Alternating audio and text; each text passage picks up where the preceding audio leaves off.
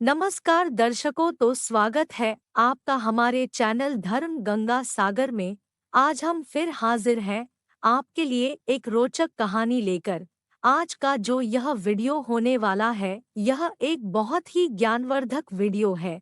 इस वीडियो के माध्यम से आपको शिवरात्रि के व्रत की महत्वता मालूम पड़ेगी, तो आज के इस वीडियो को आप पूरा जरूर देखिएगा। यह कहानी आपको आपके जीवन में ढेर सारी प्रेरणाएं देगी। दोस्तों, आज की जो कहानी प्रस्तुत करने जा रहे हैं, वह एक चिड़िया की कहानी है। वह एक चिड़िया की महाशिवरात्रि की कहानी है और यह कहानी शास्त्रोक्त कहानी है। इस कहानी का जिक्र शिव महापुराण में भी मिलता है और इसीलिए यह कहानी बड़ी पावन और पवित्र है। देव आदि देव महादेव कहते हैं कि जो नर इस कहानी को बड़े ध्यान से सुनता है, उसके जीवन के सभी पाप नष्ट हो जाते हैं और उसे भगवान का आशीर्वाद मिलता है। और जो भी व्यक्ति इस कहानी को पूरा सुनता है और मन लगाकर सुनता है, उस पर भगवान की असीम कृपा होती है। दर्शकों, फागुन के महीने में महाशिवरात्रि आने वाली है और आज हम शिवरात्रि की कथा प्रस्तुत करने जा रहे हैं। यह कहानी इतनी पावन और शक्तिशाली है कि जो लोग शिवरात्रि का व्रत करते हैं, उनके लिए यह कोई रामबाण से कम नहीं है। भोलेनाथ का व्रत करने वाले लोगों के लिए यह कहानी कोई वरदान से कम नहीं है। इसीलिए उन लोगों को यह कहानी जरूर सुनना चाहिए। और जो लोग सोमवार का व्रत करते हैं, उन लोगों को यह कहानी जरूर सुनना चाहिए। मनुष्य को यह कहानी जीवन में सही मार्ग पर चलने की और अच्छे कर्म करने की प्रेरणा देती है। कहानी शुरू करने से पहले जो लोग हमारे चैनल पर नए जुड़े हैं, उनसे निवेदन है कि वह हमारे चैनल को सब्सक्राइब कर लें और अच्छे अच्छे कमेंट्स करें और बेल आइकन को टच करना ना भूलें। तो चलिए प्रिय दर्शकों, शुरू करते हैं। प्राचीन काल समय में किसी नगर में एक सेठ और सेठानी रहा करते थे। उन लोगों के पास कोई धन की कमी नहीं थी, लेकिन वे कभी भी कुछ धर्म पुण्य का काम नहीं करते थे, जैसे दान आदि देना। उनके जीवन में उन्होंने कभी भी धर्म पुण्य का काम नहीं किया। उन्होंने अपने जीवन में कभी भी भिक्षा नहीं दी, जबकि उनके कोई खाने वाला भी नहीं था, यानी उनकी कोई संतान नहीं थी। जिस जगह पर उस सेठ की हवेली थी, उसी जगह पर एक पीपल का पेड़ था और उस पीपल के वृक्ष में एक सुंदर सी चिड़िया रहती थी और उसने अपना घोंसला उसमें बना रखा था। चिड़िया के दो छोटे छोटे बच्चे थे और वह नगर में रोज दाना पानी चुगने जाती थी और दाना पानी चुगने के बाद वापस अपने घोंसले में आती और अपने बच्चों को खिलाती। चिड़िया रोज उस सेठ के घर भी जाती, लेकिन उसको वहां पर एक भी दाना नहीं मिलता और चिड़िया वहां से आगे चली जाती।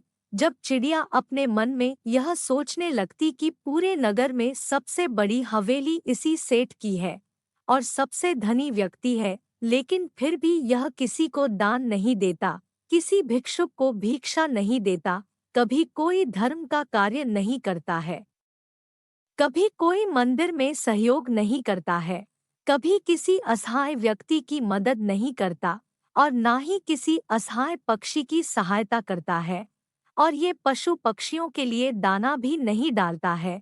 एक दिन चिड़िया अपने घोंसले से उड़ उस सेठ की हवेली पर जा बैठती है। जब वो चिड़िया हवेली पर जाकर बैठती है, तब वो दोनों पति पत्नी बात करते रहते हैं। उसकी पत्नी उससे कह रही थी कि है नगर सेठ, हमारे पास धन की कोई कमी नहीं है। पूरे नगर वाले हमें नगर सेठ कहते हैं, लेकिन उस धन का हम क्या करें? हमारा कोई वारिस नहीं है, कोई पुत्र नहीं है, इस धन को खाने वाला कौन होगा? तब सेठ अपनी सेठानी से कहता है कि सेठानी, इसमें मेरा क्या दोष है? हमारा नसीब ही कुछ ऐसा है। हो सकता है कि हमारे जीवन में पुत्र प्राप्ति लिखी ही ना हो। फिर सेठ कहता है कि जब तक जिएंगे तब तक इस धन को हम खा लेंगे, उसके बाद जिसके नसीब में होगा वह इस संपत्ति को खाएगा। दोनों पति पत्नी इस तरह की बातें करते हैं और वह चिड़िया इन बातों को बड़े ध्यान से सुन रही होती है। वह चिड़िया सेठ और सेठानी की पूरी बात सुनने के बाद दाना पानी चुगने के लिए चली जाती है और वहां से उड़ते हुए आगे चली जाती है और दाना पानी चुगने के बाद वापस अपने घोंसले पर चली जाती है। अब चिड़िया रोज उस सेठ के घर जाने लगी और उनकी पूरी बात सुनने लगी। सेठ की जो घरवाली थी सेठानी, वो बड़े अच्छे स्वभाव की थी। उसके मन में दया धर्म भी था। जब सेठानी रोज उस चिड़िया को देखती है तो धीरे धीरे सेठानी को उस चिड़िया से लगाव होने लगा। अब सेठानी चिड़िया को सेठ से छुप छुप करके दाने डालती और चिड़िया दाना चुगती। ऐसे ही काफी दिन निकल जाते हैं। एक दिन चिड़िया सोचती है कि सेठानी बहुत अच्छी है, वो रोज मेरे लिए दाने भी डालती है, लेकिन उसके घर में पुत्र नहीं है। इस पर चिड़िया सोचने लगती है कि ऐसा क्या किया जा सकता है जिससे सेठानी को पुत्र धन की प्राप्ति हो। चिड़िया सोचती है कि एक औरत जब तक माँ नहीं बनती है तब तक उसका औरत होना ही बेकार है। एक औरत का दुख सिर्फ औरत ही समझ सकती है। औरत का जीवन ही सफल जब होता है जब वह माँ बन जाती है। एक औरत को सबसे बड़ा सुख जब मिलता है जब वह माँ बनती है।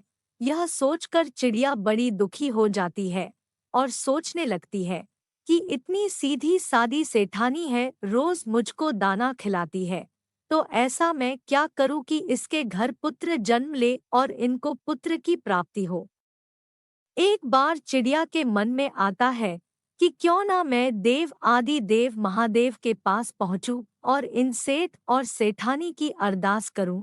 यही सोचकर चिड़िया अपने पति चीढ़ा से कहती है कि सुनिए जी, मैं कुछ दिन के लिए कहीं जा रही हूं, आप बच्चों का ख्याल रखना, इनको समय पर दाना पानी खिलाना। इतना कहकर चिड़िया अपने घोंसले से उड़ान भरती है। चिड़िया उड़ती ही जाती है, रात दिन उड़ती है, भूखी प्यासी उड़ती है और उड़ती उड़ती अंत में वो कैलाश पर्वत पर पहुंच जाती है। चिड़िया उड़ती हुई जाकर के माता पार्वती के चरणों में पड़ जाती है और जैसे ही माँ के चरणों में जाती है वह चिड़िया बेहोश हो जाती है। माँ जगदम्बा पार्वती चिड़िया को अपने हाथ में उठाती है और उसे होश में ले आती है और चिड़िया से कहती है कि चिड़िया, तुम कहाँ से आई हो, तुम बड़ी परेशान हो रही हो। तब चिड़िया माता पार्वती से कहती है कि मैया, मैं बड़ी दुखी हूँ और बहुत दूर से आई हूँ। मैं अपने दुख के लिए दुखी नहीं हूँ, मैं किसी और के दुख के लिए बड़ी दुखी हूँ।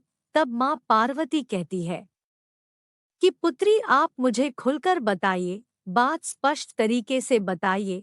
तब चिड़िया कहती है कि मैया, जहाँ मैं रहती हूँ वहाँ एक सेठ और सेठानी रहते हैं, उनके कोई पुत्र नहीं है और वह सेठानी बड़ी भोली है, उनको एक पत्र दे दीजिए। चिड़िया इतनी बात माँ पार्वती से कहती है और फिर से बेहोश हो जाती है। तब माँ पार्वती उस चिड़िया को फिर से होश में लाने की कोशिश करती है। कुछ देर बाद प्रयास करने के बाद चिड़िया होश में आती है और फिर माता पार्वती उस चिड़िया को दाना पानी खिलाती है और उस चिड़िया से कहती है कि पुत्री, तुम चिंता मत करो, कुछ देर बाद महादेव उठेंगे और हम उनसे बात करेंगे। कुछ देर बाद देव आदि देव महादेव अपनी तपस्या से खड़े होते हैं। माँ पार्वती चिड़िया को हाथ में लेकर महादेव के समक्ष जाती है और महादेव से कहती है कि हे प्रभु, फलाना नगर में एक सेठ और सेठानी रहते हैं, उनकी किस्मत में कोई पुत्र या पुत्री है या नहीं। तब महादेव ध्यान लगाकर देखते हैं और कहते हैं, पार्वती, उनके नसीब में कोई पुत्र या पुत्री नहीं है। तब माँ पार्वती कहती है, यदि प्रभु उनके नसीब में कोई पुत्र नहीं है तो आपको पुत्र देना होगा। तब महादेव कहते हैं कि पार्वती, तुम जिद क्यों करती हो, जब उनके नसीब में कोई पुत्र नहीं है तो मैं पुत्र कैसे दूं। तब माँ पार्वती कहती है कि यह चिड़िया बड़ी दूर से आई है और यह आशा करके आई है कि हम इसकी मदद करेंगे। इसी आशा से भूखी प्यासी उड़ती हुई यहाँ तक आई है, और इसलिए इसको खाली हाथ नहीं भेज सकते। देवादि देव माँ पार्वती की इतनी बात सुनने के बाद कहते हैं कि ठीक है पार्वती, तुम हर बार जिद करती हो और तुम्हारी हर जिद को मुझे पूरा भी करना पड़ता है। ठीक है, अगर तुम कहती हो तो सेठ और सेठानी को हम एक पुत्र देंगे, लेकिन इस चिड़िया से कहो कि सेठ और सेठानी कोई व्रत पूजन नहीं करते हैं, कोई धर्म का कार्य नहीं करते हैं, कोई पवित्र शास्त्र नहीं पढ़ते हैं, ना ही कोई पुराण शास्त्र पढ़ते हैं, और ना ही वेद शास्त्र पढ़ते हैं। वे लोग ऐसे नास्तिक लोग हैं। यदि ऐसे नास्तिक लोग सात्विक हो गए तो ही उन्हें एक पुत्र की प्राप्ति होगी। उनको दान धर्म भी करना पड़ेगा, मंदिर में भी जाना पड़ेगा, भिक्षुक को भिक्षा भी देनी होगी, ईश्वर के भजन भी करने पड़ेंगे, तभी उनको पुत्र की प्राप्ति होगी।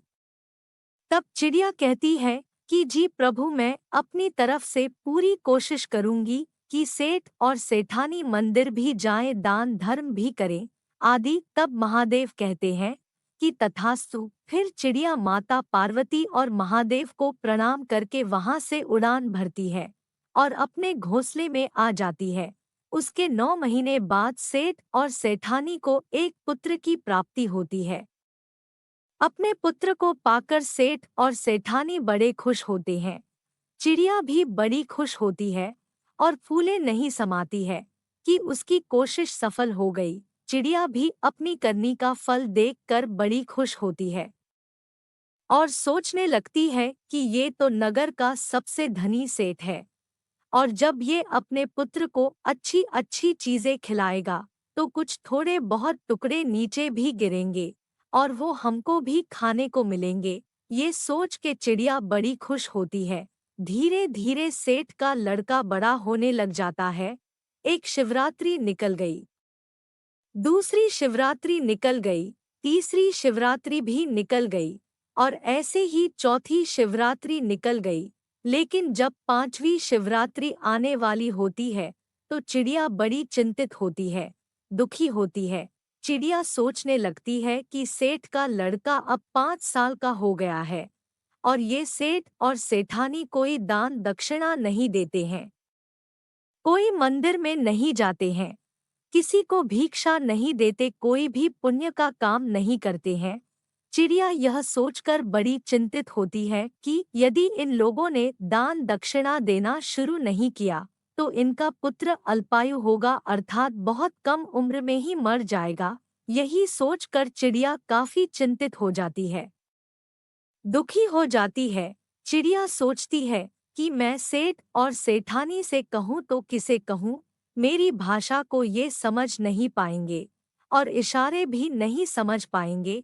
ये सोचकर चिड़िया बड़ी चिंतित हो जाती है। तब तक चिड़िया के बच्चे भी बड़े बड़े हो चुके थे। चिड़िया अपने बच्चों से कहती है कि पुत्रों, अपना ख्याल रखना, मैं कुछ समय में आती हूँ। तब चिड़िया घोंसले से उड़ान भरती है और सीधे कैलाश पर्वत पर पहुंचती है। कैलाश में जाकर माँ पार्वती के चरणों में पड़ जाती है और माँ पार्वती चिड़िया को हाथ में उठाकर कहती है कि चिड़िया पुत्री, अब तुम्हें क्या परेशानी है? सेठ और सेठानी को अब तो पुत्र भी मिल गया है, फिर तुम दोबारा से क्यों आई? तब चिड़िया माँ पार्वती से कहती है कि मैया, सेठ और सेठानी को पुत्र तो मिल गया, लेकिन सेठ और सेठानी को सतमार्ग पे लाने के लिए मैं सक्षम नहीं हूँ। उनको सतमार्ग पे लाने में मैं असक्षम रही हूँ। उनको मैं धर्म के कार्य में नहीं लगा सकी। दोनों के दोनों पति पत्नी अभी भी वैसे के वैसे ही हैं। ना ही कोई मंदिर जाते हैं, ना ही कोई दान धर्म करते हैं, और ना ही कोई शास्त्र पढ़ते हैं। फिर महादेव कहते हैं कि चिड़िया, तो फिर उनका पुत्र अल्पायु होगा। तब चिड़िया माँ पार्वती के चरणों में गिर जाती है और अपने सर को पीटने लगती है और कहती है, मैया, ऐसा नहीं होना चाहिए। उनका पुत्र दीर्घायु होना चाहिए, अल्पायु नहीं। चिड़िया इस बात को अच्छी तरह जानती थी कि अगर पिता से कोई चीज मांगनी हो तो माता के चरणों में पड़ जाओ। यदि आप माता को राजी कर लेते हैं तो पिता अपने आप मान जाते हैं। यही सोचकर चिड़िया माता के चरणों में गिर जाती है और अपना सर पीटने लगती है। जब मैया फिर से चिड़िया को हाथ में उठाती है और उसे पुचकारती है और कहती है कि पुत्री तुम शांत हो जाओ, माता पार्वती फिर से शिवजी से आग्रह करती है कि महादेव ऐसा नहीं होना चाहिए। फिर चिड़िया कहती है कि मैंने मेरी पूरी कोशिश कर ली है उन्हें समझाने की, लेकिन सेठ और सेठानी को ना ही मेरी भाषा समझ में आई ना ही इशारे। अब भला मैं करूं तो क्या करूं? तब चिड़िया कहती है कि माँ आप और भोलेनाथ जी दोनों वहां जाकर यदि सेठ और सेठानी को सतमार्ग पर लाएं तो बहुत अच्छा होगा। तब माँ पार्वती और बाबा भोलेनाथ कहते हैं कि ठीक है चिड़िया, ऐसा ही होगा, हम बहुत जल्द सेठ और सेठानी के द्वार पर पहुंचने वाले हैं। इसके बाद चिड़िया अपने घर को वापस आ जाती है, अपने घोंसले में आ जाती है। फिर महादेव और माता पार्वती एक भिक्षु और साधु का रूप धारण करके सेठ और सेठानी के घर आते हैं और सेठानी से कहते हैं कि मैया हमें बड़ी तेज भूख लग रही है, हमें कुछ भोजन कराइए, यदि आपने हमें भोजन नहीं कराया तो हम तुम्हें श्राप दे देंगे और तुम बर्बाद हो जाओगे। तब सेठानी हाथ जोड़कर रहती है कि बाबा आप मुझे कृपा करके श्राप मत दीजिएगा, हम आपको जरूर भोजन करेंगे। तब साधु के रूप में माता पार्वती और भोलेनाथ सेठानी के घर के अंदर जाते हैं और सेठानी अच्छे अच्छे भगवान बनती है और उन्हें जिमाती है और उधर सेठानी का नन्हा सा पुत्र इधर उधर घूमता है। कभी महादेव और पार्वती जी के लिए रोटियां लाता है तो कभी सब्जी लाता है तो कभी हलवा लाता है। यह देखकर माता पार्वती बड़ी प्रसन्न होती है, बड़ी खुश होती है। माता पार्वती सोचती है कि यह महादेव का प्रसाद है, इसलिए यह बड़ा ही चंचल है। जब सेठानी साधु के वश में माता पार्वती और महादेव जी को भोजन कराती है, उसके बाद महादेव और पार्वती उसके घर से जाने लगते हैं। तब सेठ सेठानी दोनों आते हैं और हाथ जोड़ करके कहते हैं कि यदि हमसे कोई सेवा में कमी रह गई हो तो हमें क्षमा करे, लेकिन श्राप ना दे। तब महादेव कहते हैं कि सेठ सेठानी ध्यान से सुनो, गलतियां तो तुमने बहुत की है और गलतियां करते ही जा रहे हो। यदि तुम इसी तरह से रहे तो तुम्हारे पुत्र पर घोर संकट आने वाला है और बहुत जल्द ही तुम्हारा पुत्र इस दुनिया से अलविदा हो जाएगा। तब सेठ और सेठानी दोनों साधु के चरणों में गिर गए और उनसे कहने लगे कि हे बाबा हमें कोई प्रयोग बताइए, हम क्या करें? बुढ़ापे में जाकर हमें एक पुत्र प्राप्त हुआ है और हम इसे अब खोना नहीं चाहते हैं। तब महादेव बने बाबा कहते हैं कि खड़े हो जाओ और अब मेरी बात ध्यान से सुनो। आज के बाद अब तुम्हारे द्वार पर जो भी आता है वह खाली नहीं जाना चाहिए। दान धर्म करो, तालाब खुदवाओ, कुएं खुदवाओ, लोगों की सहायता करो, परेशान जीव जंतु की सहायता करो, खूब दान धर्म करो और महाशिवरात्रि का व्रत करो, ईश्वर की भक्ति करो, ईश्वर का भजन करो। महादेव इतनी बात कहते हैं, इतने में दोनों पति पत्नी महादेव के चरणों में पड़ जाते हैं और कहते हैं कि बाबा हम ऐसा ही करेंगे। फिर सेठ और सेठानी से महादेव कहते हैं कि तुम्हारे घर में जो यह बालक खेल रहा है यह तुम्हारे भाग से नहीं बल्कि यह एक चिड़िया की कोशिश है। वह चिड़िया तुम्हारे लिए कैलाश पर्वत तक गई और उसने तुम्हारी अर्जी लगाई, उसकी ही बदौलत आज तुम्हारे आंगन में एक नन्हा सा बालक खेल रहा है। तब सेठ और सेठानी कहते हैं कि बाबा वह चिड़िया कौन सी है? तभी वह चिड़िया वहां आती है और महादेव और माँ पार्वती को प्रणाम करती है। दोस्तों, जिस दिन महादेव और माँ पार्वती सेठ और सेठानी के घर आए वह दिन महाशिवरात्रि का था। सेठ और सेठानी के घर महादेव और माँ पार्वती अपना पूर्ण रूप धारण करते हैं और सेठ और सेठानी को दर्शन देते हैं और चिड़िया की शिवरात्रि सफल होती है। इसके बाद से सेठ और सेठानी बड़े धूमधाम से महाशिवरात्रि का पर्व मनाते हैं और चिड़िया भी शिवरात्रि का व्रत करती है। जो देव आदि देव महादेव के दर्शन पाकर तृप्त हो जाते हैं, उनकी महाशिवरात्रि सफल हो जाती है। जो लोग भी महाशिवरात्रि का व्रत करते हैं, उन लोगों पर देव आदि देव महादेव की ऐसी ही कृपा रहे जैसी सेठ और सेठानी पर रही, जो चिड़िया पर रही। तो दोस्तों, कैसी लगी आपको आज की यह कहानी? कमेंट सेक्शन में कमेंट करके जरूर बताइएगा। आज के लिए इतना ही, मिलते हैं आपसे अगले रोचक और ज्ञानवर्धक कहानी में। तब तक के लिए बोलिए भोलेनाथ की जय। धन्यवाद।